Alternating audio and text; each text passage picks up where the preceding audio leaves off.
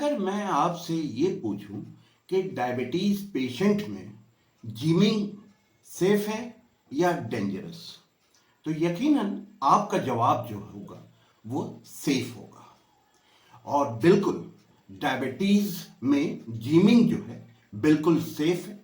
और इसके आज मैं आपको साइंटिफिक और रिसर्च बेस्ड एविडेंस भी देंगे और पूरा विस्तार से समझेंगे कि डायबिटीज पेशेंट में जिमिंग की क्या इंपॉर्टेंस है और ये डायबिटीज पेशेंट के लिए सेफ है या डेंजरस है। नमस्कार, मैं doctor Mehar Abbas, senior consultant cardiologist and diabetes reversal coach, और आप देख रहे हैं चैनल न्यूटैक्सी, जहां हम रोजाना डायबिटीज संबंधित जानकारियां आपको बहुत ही सिंपल लैंग्वेज में शेयर करते हैं। तो डायबिटीज में जिमिंग जो है सेफ है या नहीं है, इसके बारे में मैं आज आपको डिकोड करेंगे कि इसमें साइंटिफिक और रिसर्च बेस्ड एविडेंस के साथ पूरे वीडियो में मैं आपको ये बता दूंगा कि डायबिटीज में जिमिंग सेफ है या नहीं सेफ है। तो सबसे पहले हमको ये जानना पड़ेगा कि डायबिटीज में होता क्या है। डायबिटीज में जो होता है वो ये होता है कि आपका मसल मास जो है ये रिड्यूस हो जाता है, जिसको हम लोग मेडिकल परिभाषा में सार्कोपीनिया बोलते हैं। तो और आपका जो मसल होता है it's the only consumer of your blood sugar. तो अगर हमको जिमिंग से बेनिफिट लेना है तो हमको अपनी ब्लड शुगर को, जो हमारी excess blood sugar blood stream में घूम रही है, उसको हमको मसल में ले जाना होगा, क्योंकि your muscle is the only consumer of your blood sugar. तो जब तक हम जो एक्सेस ब्लड शुगर आपके मसल में घूम रही है उसको हम लोग जो है जब तक मसल में नहीं ले जाएंगे, इससे जो है हमें कोई बेनिफिट नहीं होगा। और इसको करने के लिए आपको जिमिंग करने की जरूरत है। इसको करने के लिए आपको जो है, जो बहुत सारे लोग आपको ये कहते हैं कि डायबिटीज में वॉकिंग करना है, दौड़ना है, रनिंग करना है, मैराथन दौड़ना है, ब्रिस्क वॉकिंग करना है, इससे कोई फायदा नहीं होता। आपको जो है डायबिटीज को अगर अपनी कंट्रोल में रखना है, अपनी डायबिटीज को स्टेबल रखना है, अपनी ब्लड शुगर को कंट्रोल रखना है, तो आपको जिम में पसीने बहाने की जरूरत है। जो सबसे पहला काम आपको करना है उसमें आपको ये करना है कि आपको एंटी ग्रेविटी एक्सरसाइज करना है। एंटी ग्रेविटी एक्सरसाइज का मतलब ये होता है कि अगर आपके घर में सीढ़ी है तो आप एक बार सीढ़ी चढ़ना है और फिर आपको सीढ़ी उतरना है। इसको हम लोग एंटी ग्रेविटी एक्सरसाइज बोलते हैं। और जो दूसरा काम आपको करना है वो ये है कि आपको सोलियस पंप एक्सरसाइज करना है, क्योंकि डायबिटीज में जो हमारे लॉन्ग मसल्स होते हैं, जैसे हैमस्ट्रिंग होते हैं, सोलियस मसल होते हैं, जो कि सोलियस मसल को जो है दूसरा हार्ट बोला जाता है, क्योंकि हार्ट का काम क्या होता है, ब्लड को पंप करना।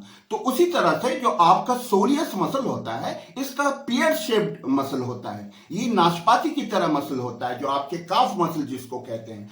तो ये क्या करता है कि जो निचली ब्लड सप्लाई है इसमें इसका एक अहम रोल होता है। ये क्या करता है, जो आपकी एक्सेस ब्लड शुगर है उसको क्या करता है, सोखता है, और उसके कारण से इंसुलिन सेंसिटिविटी जो है वो बढ़ जाती है और आपकी डायबिटीज जो है, आपकी जो ब्लड शुगर है वो स्टेबल हो जाती है, कंट्रोल हो जाती है और हाइक बिल्कुल नहीं करती। तो दूसरा काम जो आपको करना होता है वो सोलियस पंप एक्सरसाइज करना होता है।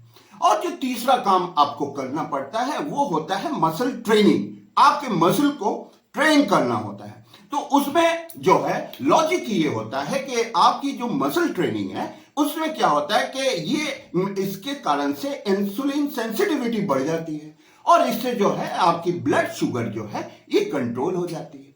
और जो चौथा काम आपको करना होता है वो ये करना होता है कि आपको जो है स्ट्रेंथ ट्रेनिंग करनी होती है। आपको जो है जिम में स्ट्रेंथ ट्रेनिंग करने से भी आपकी जो इंसुलिन सेंसिटिविटी है ये बढ़ जाती है और उसके कारण से जो है आपकी ब्लड शुगर स्पाइक नहीं कर सकती और आपकी ब्लड शुगर स्टेबल बनी रहती है। तो अगर आप ऐसा करते हैं तो आपकी ब्लड शुगर बिल्कुल कंट्रोल हो जाती है। ना ही आपको करेले का कड़वा जूस पीने की जरूरत होती है, ना आपको जो है डायबिटीज की गोलियां खाने की जरूरत पड़ती है, ना ही आपको इंसुलिन के इंजेक्शन लगाने की जरूरत पड़ती है, और ना ही आपको मैराथन दौड़ने की जरूरत पड़ती है। तो अगर आप इस तरीके से कर लेते हैं तो आपकी जो ब्लड शुगर है वो बहुत ही स्टेबल रहती है।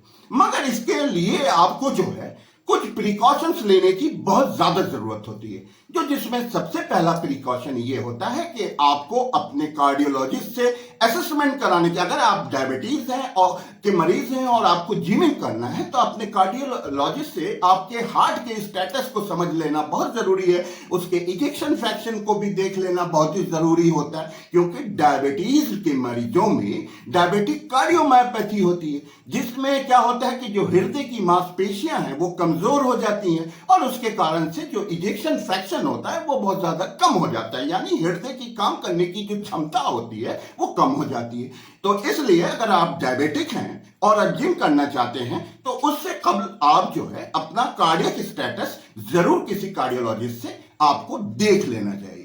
और जो दूसरी चीज आपको करनी होती है वो ये करनी होती है कि आपको जिम करने से पहले अपनी शुगर को जरूर देख लेना चाहिए, क्योंकि अगर आप डायबिटिक हैं और जिम करना चाहते हैं तो आपकी ब्लड शुगर को 100 से 250 के अंदर रहनी होती है।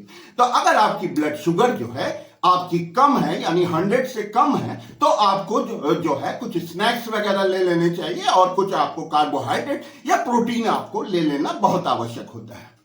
और जो तीसरी चीज आपको करनी होती है वो ये करनी होती है कि आपको एडिक्वेट कार्बोहाइड्रेट और प्रोटीन लेना, क्योंकि जो जिमिंग लोग करते हैं या मसल ट्रेनिंग करते हैं या स्ट्रेंथ ट्रेनिंग करते हैं तो उसमें क्या होता है कि आपको जो है आपकी ब्लड शुगर जो है वो लो हो जाती है। जो हाइपोग्लाइसीमिया के एपिसोड भी बहुत कॉमन होते हैं जो डायबिटिक लोग जिमिंग वगैरह करते हैं। तो इसीलिए एज ए प्रिकॉशनरी मेजर आपको जो है अपनी ब्लड शुगर को भी देख लेना चाहिए जिमिंग से पहले।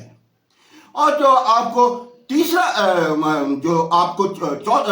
काम जो आपको करना होता है वो ये करना होता है कि आपको अपना हाइड्रेशन एडिक्वेट रखना होता है, और आपको जो है हाइपोकिट का होना बहुत जरूरी होता है। तो अगर आप इन सारी चीजों को कर लेते हैं तो आपकी जिम में आपको कोई एडवर्स सर्कमस्टांस को फेस करने की बिल्कुल जरूरत नहीं पड़ती है। तो आशा करते हैं कि आप इन सारी चीजों का जिमिंग से पहले बिल्कुल ध्यान रखेंगे।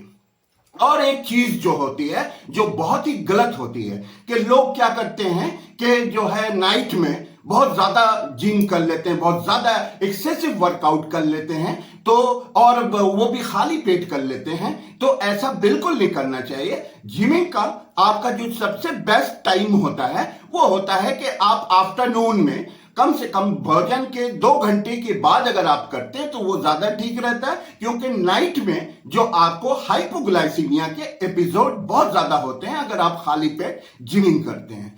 तो अगर आपको ये वीडियो पसंद आया है तो इसको ज्यादा से ज्यादा आप लोग जो है कमेंट करें, शेयर करें, और जो लोग हमारे चैनल पे नए हैं वो सब्सक्राइब जरूर करें, क्योंकि इस तरह के अगर आपको नए वीडियोस की आवश्यकता है तो आपको सब्सक्राइब जरूर करना चाहिए, क्योंकि तभी आपको नोटिफिकेशंस मिलेंगे और इस तरह के नए वीडियो आपको मिल सकते हैं। और दूसरी बात ये कि आप कमेंट करके हमें जरूर बताएं कि आपकी ब्लड शुगर कितनी है और आप जो है जिमिंग करते हैं या नहीं करते। ये बिल्कुल हमको कमेंट पे, क्योंकि मैं आप लोगों के सारे कमेंट को पढ़ता हूं और उसका जो है आपको उचित जवाब भी मैं आपको देने का प्रयास करता हूं। आशा करते हैं कि ये वीडियो भी आपको पसंद आया है। तो अगर आपको ये वीडियो पसंद आया है तो ज्यादा से ज्यादा जो है आप डायबिटिक कम्युनिटी में इस वीडियो को टैग करें, व्हाट्सएप पे टैग करें, और ऐसे लोगों में करें जो डायबिटिक हैं और जो है जिम करना चाहते हैं। ऐसे कम्युनिटी में आप बिल्कुल इसको शेयर करें। हंसते रहें, मुस्कुराते रहें। आशा करते हैं कि इस वीडियो से भी आपने कुछ नया सीखा होगा और आप जो है न्यूटैक्सी से जुड़े रहें, आपको फायदा जरूर होगा।